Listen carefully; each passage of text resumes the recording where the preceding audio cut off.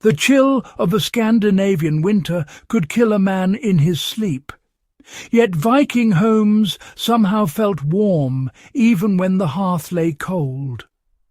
How did they do it? This isn't the story of raids or longships. It's the story of quiet genius, buried under layers of earth and straw, a survival trick so clever modern builders are still trying to match it. Stick around, and I'll show you how the Vikings turned dirt under their feet into a passive heater that kept families alive for centuries. And trust me, you'll want to subscribe, because there's more forgotten wisdom coming your way. Travellers and chroniclers often marvelled at Viking longhouses.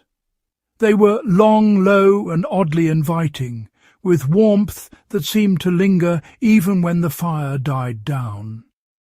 Unlike stone structures elsewhere in Europe, which leaked heat and felt icy inside, Viking homes stayed cosy.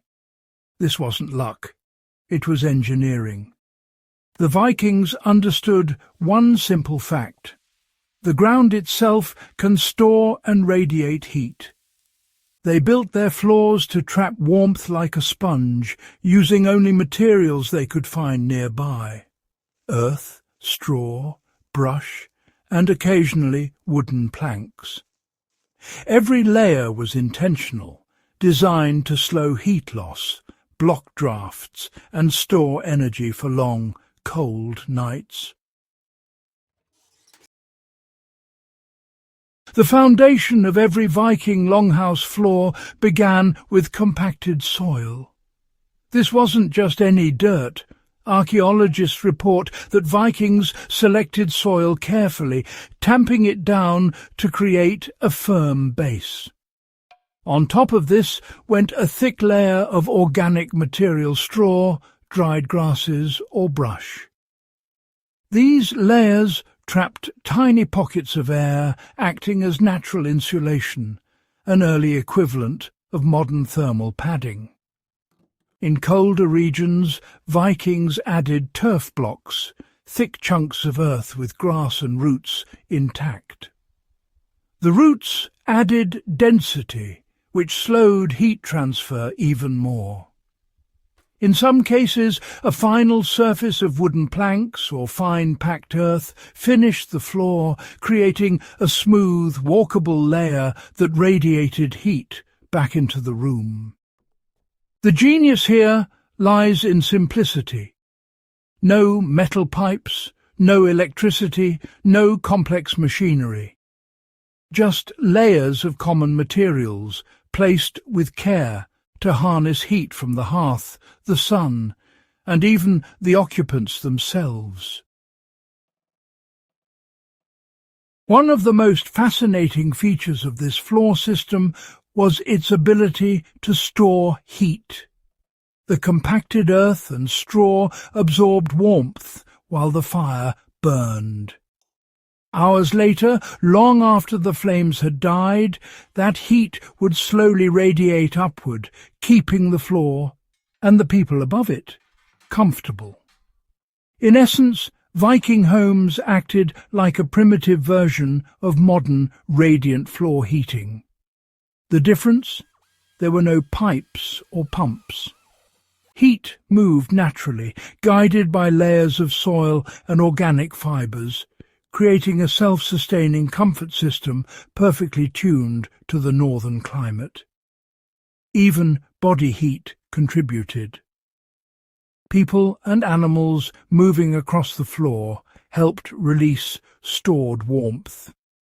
In homes where livestock shared space, their natural body heat worked in tandem with the layered floor to maintain a steady, dry, cosy environment. Cold alone wasn't the only enemy. Damp floors and trapped moisture could be just as dangerous. Wet soil draws heat from the body faster than frostbite, increasing illness risk. The Viking floor solved this elegantly. Straw and brush allowed moisture to breathe and evaporate instead of becoming trapped. In houses where animals lived inside, their body warmth helped keep the layers dry. The result was less mould, fewer drafts, and far more effective heat retention. This was a form of passive climate control, centuries before engineers codified similar principles.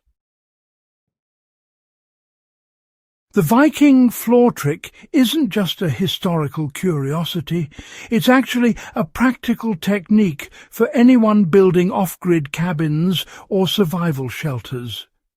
You'd start with compacted earth, then add a thick layer of straw or dried grass.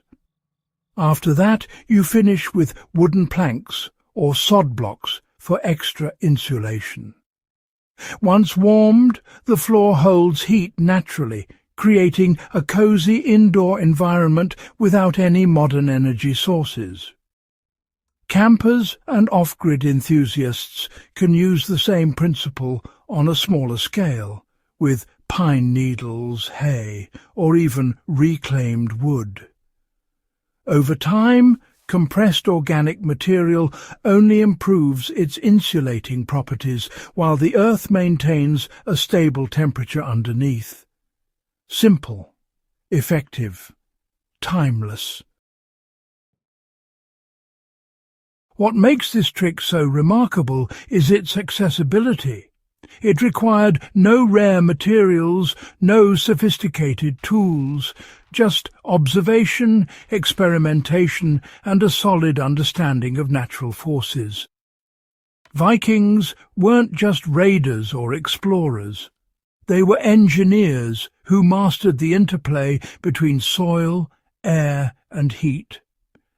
Their floors kept families alive in some of the harshest climates in Europe, proving that survival often comes from quiet ingenuity rather than brute force. The layering system reflects a level of knowledge often overlooked in history books. While sagas celebrate battles and voyages, the true genius of the Vikings lay in these small, consistent victories over nature, tricks that allowed people to thrive where others would have perished. Viking floors remind us that, honestly, the simplest solutions are often the most effective. They really demonstrate that building with an eye for natural forces, heat retention, airflow, moisture control, can achieve results even modern technology struggles to replicate. So, the next time you step onto a cold, unheated floor, remember the centuries-old wisdom beneath your feet. The Vikings figured out how to stay warm long before radiators or central heating, and their secret is still accessible today, waiting for anyone willing to layer earth, straw and, well, a bit of ingenuity. If this glimpse into Viking life sparked your curiosity, don't forget to subscribe and share. There are countless more lost techniques and hidden strategies from the past just waiting to be uncovered. Join us as we keep exploring the forgotten fronts of history, where survival meets genius, and the past whispers its secrets to those who listen.